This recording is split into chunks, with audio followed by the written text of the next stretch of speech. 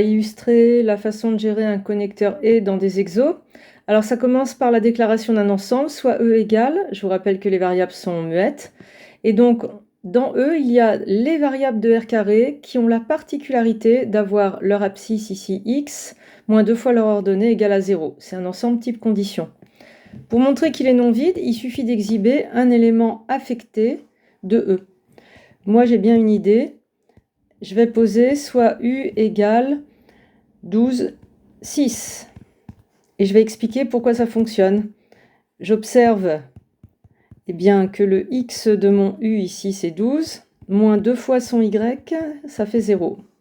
Donc u appartient à E, et donc E est non vide. Qu'est-ce qu'on doit faire ensuite? Alors vous voyez, on doit prouver que ce booléen est vrai. Montrer que, on analyse la structure du booléen, peu importe UV dans E, donc ça on a compris. On va le gérer en déclarant U et V formels, mais formels dans E. Donc ça va être des variables de R carré à particularité, il faut bien gérer. Peu importe lambda dans R, donc je vais déclarer pour le coup une variable formelle de R, ça va juste être lambda. Et ensuite, je vais montrer que d'une part, là, ce booléen-là est vrai, c'est mon premier booléen, et là, j'ai un deuxième booléen, je montrerai ensuite qu'il est vrai aussi. Donc je commence par déclarer toutes mes variables en formel. Pour déclarer une variable de E, j'ai besoin de l'expansion, de son expansion en tant que coupe de R carré. Et puis comme je l'ai mise dans E, en fait, le A et le B que j'ai choisi pour U, ils ont la particularité de rendre vrai A moins 2B égale à 0. Je l'écris, je l'ai sous les yeux, j'anticipe qu'il va falloir l'utiliser. J'ai déclaré de la même manière V en choisissant A'B', et puis j'ai déclaré lambda appartenant à R. Il n'y a rien de plus à dire pour une variable formelle de R. Du coup, U plus V, il ne se déclare pas, il se calcule puisque U et V ont été déclarés. Et U plus V, si je range, ça fait ce couple-là de R carré. Donc là, je vois un couple de R carré.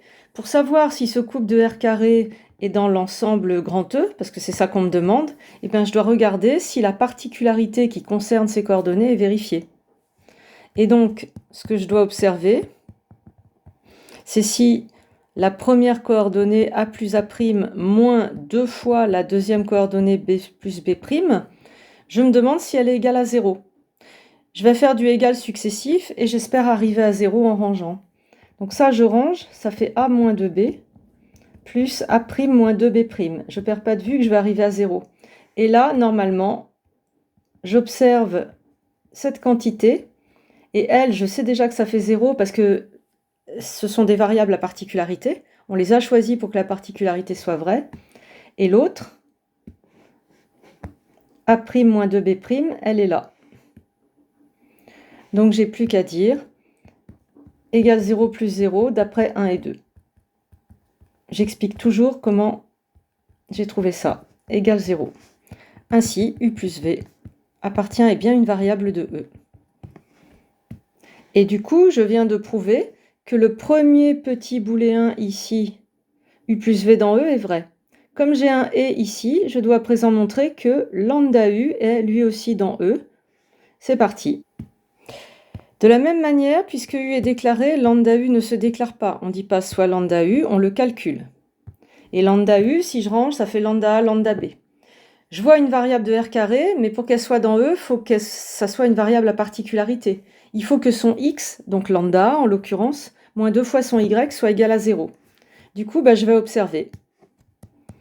Et donc moi, j'observe que le X de lambda U, c'est lambda A ici, je récupère la bonne variable, moins 2 fois son Y qui est lambda B, et ça fait lambda facteur de A moins 2B.